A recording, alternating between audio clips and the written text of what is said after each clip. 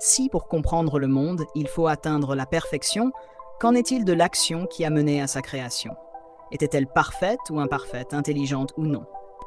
Imaginez une idée simple, mais puissante, qui traverse les siècles, les cultures, les religions et même la science.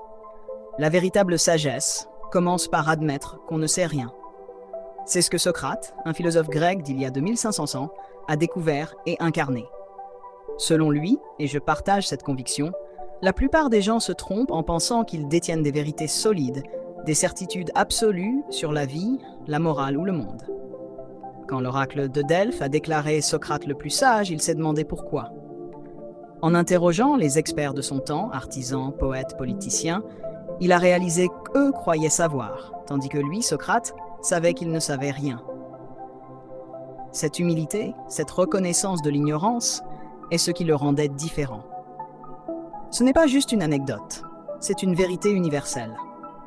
On la retrouve dans les sagesses orientales comme le taoïsme, qui dit que celui qui parle ne sait pas, ou dans les religions qui prônent l'humilité face à l'infini du divin. Même la science moderne repose sur cette idée. Ce qu'on tient pour vrai aujourd'hui, comme le fait que la Terre est ronde ou que les microbes existent, peut être bouleversé demain par de nouvelles découvertes.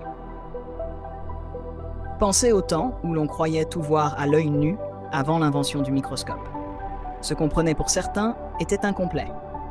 L'erreur humaine, aujourd'hui encore, c'est de croire qu'on peut tout comprendre, tout expliquer, comme si on avait atteint le bout du chemin.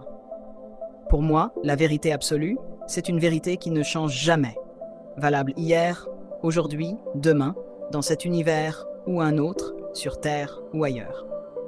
Mais voilà le hic. En tant qu'humain, avec nos limites, nos sens imparfaits, nos biais, on ne peut pas l'atteindre. C'est comme un puzzle géant dont on n'a que des pièces éparses, ce que j'appelle des vérités épistémologiques, des vérités partielles qui évoluent avec le temps. La science, la philosophie, les croyances nous donnent des bouts de ce puzzle, mais jamais l'image complète. Et pour commencer à assembler ces pièces, il faut d'abord accepter une chose essentielle. On est ignorant.